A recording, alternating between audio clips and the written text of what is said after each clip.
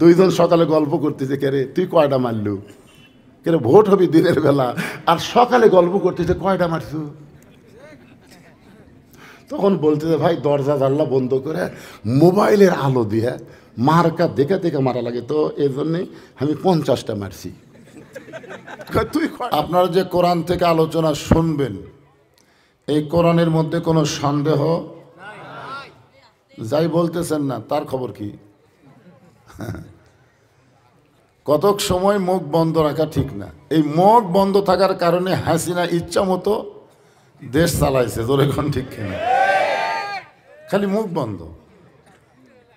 আমাদের এলাকার এক কষায় গোস্ত বিক্রি করছে 500 টাকা কেজি, পরের হাটে কিনতে গেছে 550, তারপরের হাটে 600।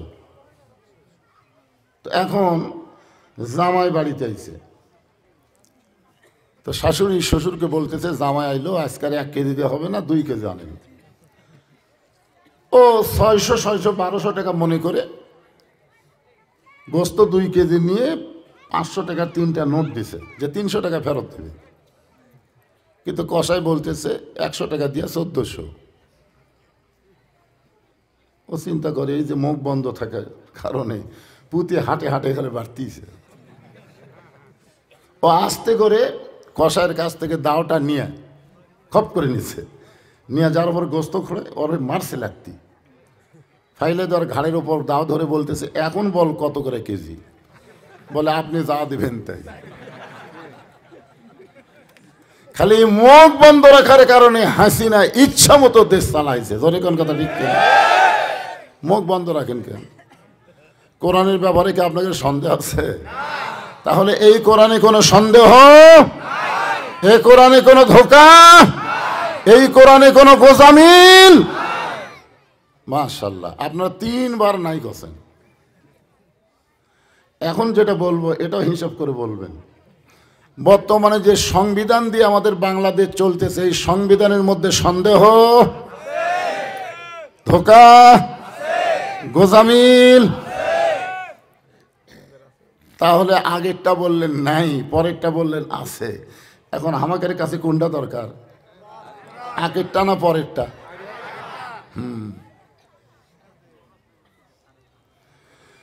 আগেরটা নিয়ে যদি আমরা চলতে পারি তাহলে আমরা যে আয়াতে কারিমা তেলাওয়াত করলাম মুসলমান হয়ে মরতে পারবো। আর বর্তমান যেটা চলতেছে এইটা নিয়ে যদি আমরা চলি মরে যাব, কিন্তু মুসলমান হয়ে মরা যাবে না। বাংলাদেশের অধিকাংশ মুসলমান মুনাফিক হয়ে মরতেছে, কারণ তারা কোরআনের ওয়াজ শোনে কিন্তু বাস্তবে আল্লাহর কোরআনকে গ্রহণ করে না। সব খালি ঠিক। মাশাআল্লাহ।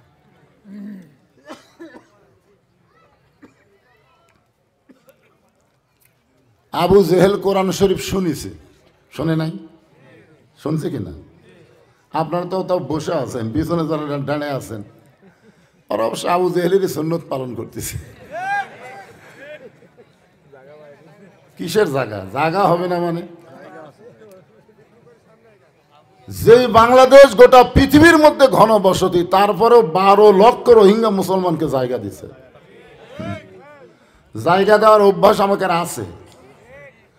রোহিঙ্গা মুসলমানকে যদি জায়গা দিবার পারি, যারা দাঁড়িয়ে আছে এরা কি রোহিঙ্গা? তাহলে ওদেরকে আপনারা জায়গা দিবেন না কেন? এতে ফাঁকা ফাঁকা দেখা যায়, যে আপনার ওখানে ফাঁকা ফাঁকা দেখা যায়। হ্যাঁ, একটু সামনের দিকে জমে বসেন সবাই, আল্লাহর হস্তে শীতের রাতে সামনের দিকে একটু জমে আসেন, ওরাও বসুক। হ্যাঁ, জিকির করেন আর সামনে আসেন। লা ইলাহা ইল্লাল্লাহ, লা ইলাহা ইল্লাল্লাহ, লা ইলাহা, লা ইলাহা ইল্লাল্লাহ মুহাম্মাদুর রাসূলুল্লাহ সাল্লাল্লাহু আলাইহি সাল্লাম। সারা রাত দাঁড়িয়ে দাঁড়িয়ে কোরআন তেলাওয়াত শুনছে, সারা রাত। সকালবেলা গিয়ে মিটিংয়ের মধ্যে হঠাৎ মুখ ফসকে বের হয়ে গেছে। আবু জেহেল বলতেছে এত সুন্দর কোরআনের বাণী, রাতটা কোন দিক দিয়ে গেল আমি বুঝবারই পারিনি। সুবহানাল্লাহ কবেন না? আবু জেহেল কি কোরআনের বিপক্ষে বলতেছে? পক্ষে বলতেছে যে এত সুন্দর কোরআনের বাণী, রাতটা কোন দিক দিয়ে গেল বুঝবারও পারিনি। আমাদের বাংলাদেশে অনেক দল আছে, তারা কোরআনের বিপক্ষে কয় না, আবু জেহেলের মতোই কোরআনের তারিফ করে। জোরে কোন ঠিক কিনা? অনেক দল আছে। তো এখন আবু সুফিয়ান বলে নেতা, যেই কোরআন শুনতে রাত কোন দিক দিয়ে গেল বোঝা যায় না, সেই কোরআন ধরলে অসুবিধা কি? একটা হলো শোনার মধ্যে যদি মজা হয়, তাহলে ধরার মধ্যে কি আছে? আবু জেহেল বলতেছে হক কথা, জোরে বলা যাবে না, কারণ হাসিনার শাসন চলতেছে। কাছে আমি 15.5 বছর কিন্তু হক কথা বন্ধ করিনি, যার কারণে আপনাকে শিমুল আমাকে নাটোরে ঢুকতে দেয়নি। আপনাকে কুদ্দুস তো বলাই ফেললো যে নাটোরের মাটি বিএমপি জামাতের ঘাঁটি না, আওয়ামী লীগের ঘাঁটি, এখানে জামাত বিএমপি কোনো জায়গা নেই। এই কথা বলার 4 দিন পরই শালা মরছে। জোরে কোন কথা ঠিক কিনা? এবার আমাকে ওর গ্রাম থেকে দাওয়াত দিবার গেছিল, ওই বিলের মধ্যে, বালসা, বিলসা বাড়ি না বালসা বাড়ি, তাই বিলসা। আমি বললাম কুদ্দুসের কবর থাকা অবস্থায় আমি যাবো না। ওরা বলে হুজুর আপনি কত চান? আমি টেকা চাই না, ও কবরের থেকে তুলে ভাষা দেওয়া লাগবে।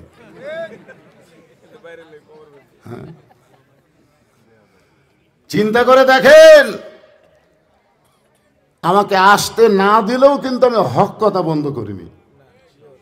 ডাইরেক্ট বলবার না পারলেও অ্যাঙ্গেলে ডোজ মারছি। জোরে কোন কথা ঠিক? আল্লাহ।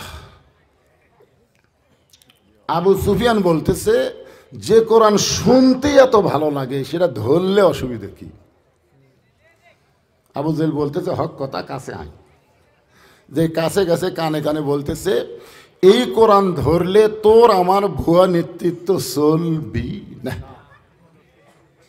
আমরা যে নেতাগিরি করতেছি এটা হলো ভুয়া নেতা। ধরে কোন কি নেতা? আমি যেই বলবো কি নেতা, আপনার ভুয়া বলতে পারবেন না। কি নেতা? আরো জোরে জোরসে বলুন। ভুয়া ভুয়া। এই কোরআনকে যদি আমরা গ্রহণ করি, তাহলে আসল নেতা হয়ে যাবে আব্দুল্লাহর এতিম পোলা। আমরা থাকতে আব্দুল্লাহর এতিম পোলাকে নেতা মানা যায়? নবী হিসাবে মানা যায়, কিন্তু নেতা হিসাবে মানা যায় না। আজকে বাংলাদেশে বজলুর রশিদকে বক্তা হিসাবে মানা যায়, কিন্তু নেতা হিসাবে মানা যায় না। হায় হায়, বক্তা একদল, নেতা আর একদল, ইমাম একদল, নেতা আর একদল। কি আজকে আমরা যারা এখানে বসেছি, এই যে বললাম যে একদল মাদ্রাসা লুটপাট করে খেয়ে পালায় গেছে, কোথায় গেছে? কোথায় পালাচ্ছে? আমি আজকে দিনে যেখানে মাহফিল করলাম, সেখানে একেবারে ভারতের সীমান্তে আমাকে ওরা হেলিকপ্টার দিয়ে নিয়ে যাবে, কিন্তু ওখান থেকে অনুমতি দেয়নি। তো যাই হোক, আমি গাড়ি নিয়ে গেছিলাম। তো ওইখানে একটা কথা বলছি যে ভারত তোমরা খেপো কেন? তোমাকে মাল তোমাকে ফেরত দিছি, কারণ মোদিরও বউ নাই, শেখ হাসিনারও স্বামী নাই। এখন এই বুড়া বয়সে তোমরা তো আর কাম করবার পারবে না, লালা ছাড়া করো। ঠিক না? যেই খুশি ভাই।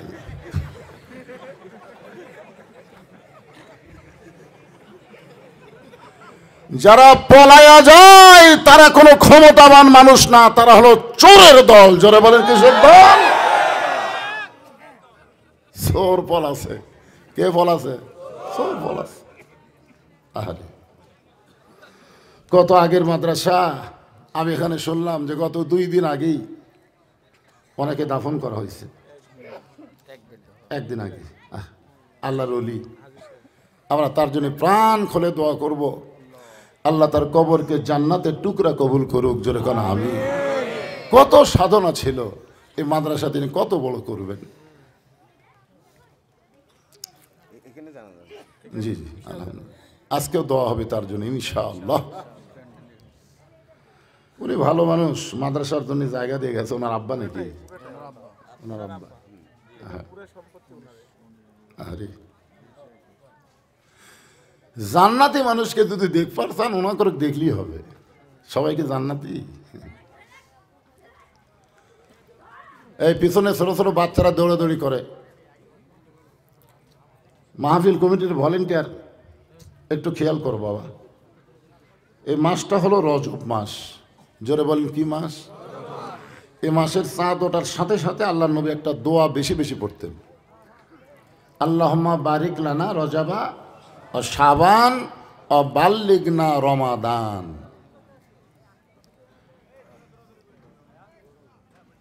এই কোরআনের ভিতর থেকে আমি একটা আয়াত আপনাদের সামনে আলোচনা করব। যদিও ওয়াজ মাহফিল লিখছেন, আমি ওয়াজের আকারে একটু তাফসির করে আপনাদের বোঝানোর চেষ্টা করব। খুব খেয়াল করবেন। আয়াতের প্রথমে আল্লাহ বলেছেন, ইয়া আইয়ুহাল্লাযীনা আমানু, যারা আমাকে বিশ্বাস স্থাপন করেছ, তোমাদের 1 নম্বর আমল হচ্ছে আত্তাকুল্লাহ, ভয় করতে হবে কার? আপনারা বলেন তো, কোন আইনে মানুষ আল্লাহর ভয় করবে? মানুষের আইনে না আল্লাহর আইনে? আল্লাহর আইন যখন দুনিয়াতে চালু হবে, তখন একজন নেতার চরিত্র কেমন হবে, একজন কর্মীর চরিত্র কেমন হবে, এই আয়াতের মাধ্যমে আমি আপনাদেরকে একটু বোঝানোর চেষ্টা করব। বাংলাদেশের মতন ৯৬টা দেশের খলিফা হযরত ওমর। বাংলাদেশের মতন কয়টা? জুমার দিনে মসজিদের মেম্বরে দাঁড়িয়ে খুতবা দিচ্ছেন, মাঝখান থেকে একজন সাহাবী দাঁড়িয়ে বলতেছে, আমির আল মুমিনিন, আপনার খুতবা আমরা শুনব না। যদি বলতো আমি শুনব না, তাহলে কিন্তু কথাটা আলাদা হতো, কিন্তু বলতেছে আমরা শুনব না। ওমর ফারুক বললেন, আমার অপরাধ কি?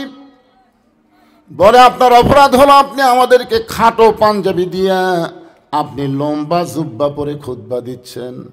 আমাদেরকে খাটো দিবেন আর আপনি লম্বা জুব্বা পরবেন। এই লম্বা জুব্বা কোথায় পাইলেন? আগে না বলে খুতবা শুনবো না, আগে বলেন। ওমর ফারুকের চোখ দিয়ে পানি পড়তেছে আর মুখটা মুচকি মুচকি হাসতেছে। চোখ দিয়ে পানি পড়ার কারণ হলো, আল্লাহর কোরআন দিয়ে যখন রাষ্ট্র চলবে, নেতা ভুল করলে সাধারণ মানুষ পর্যন্ত ভুল ধরার সাহস পাবে।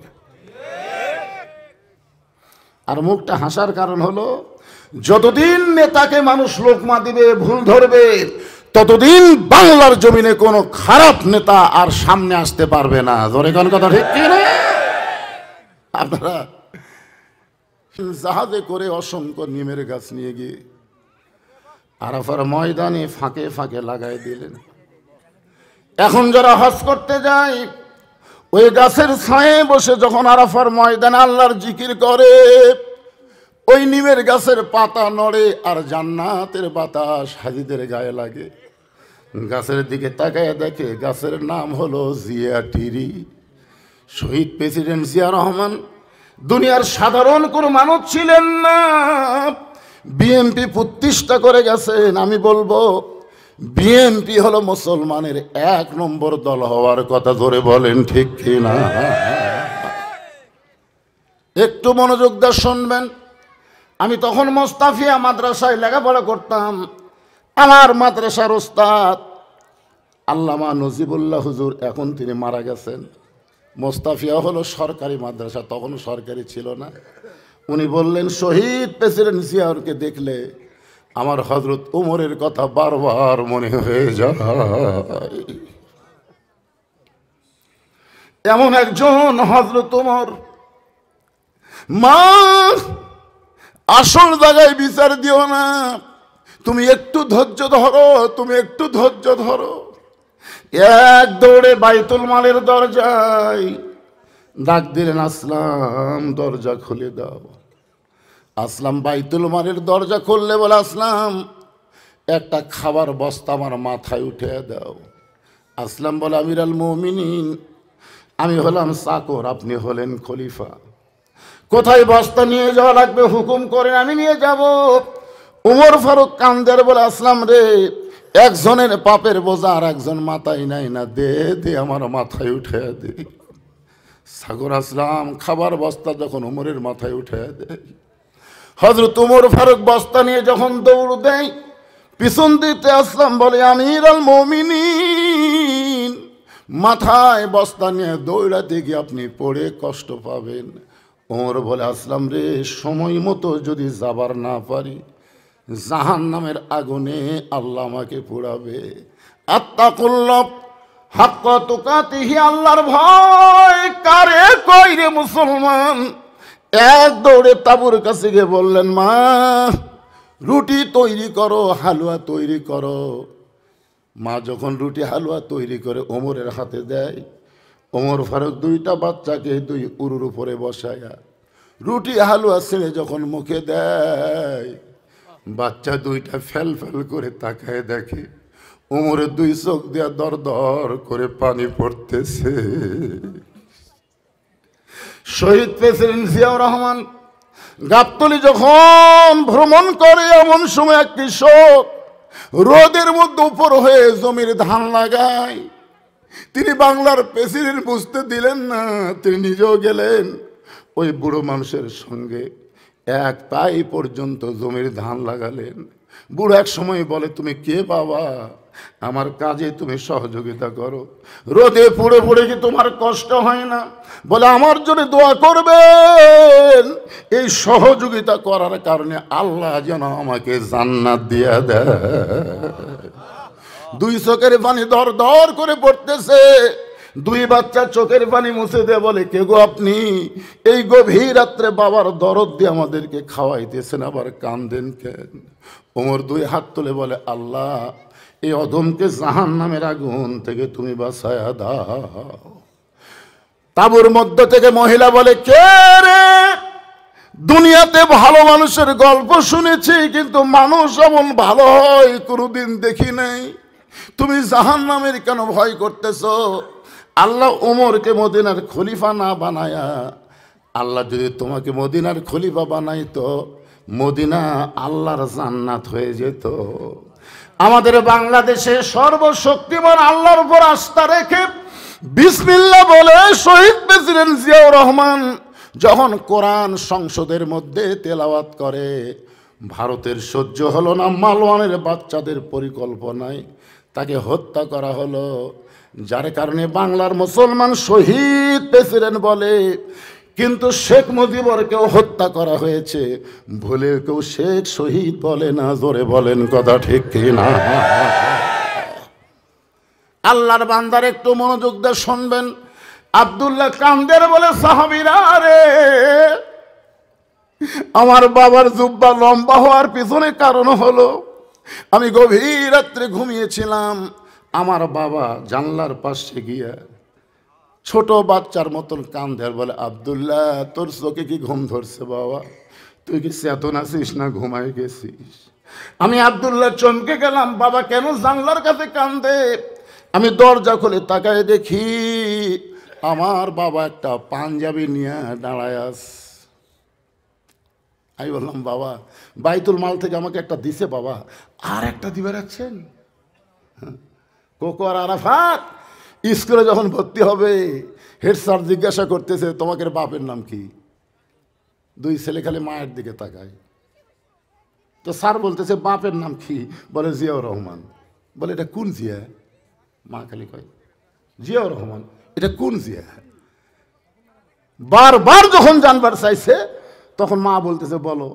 বলছে, প্রেসিডেন্ট জিয়াউর রহমান। যেই কইছে, ওরে বাবারে, তোমরা প্রেসিডেন্ট জিয়ার সন্তান, তো তোমাদের গায়ে এরকম পুরানো জামা কেন?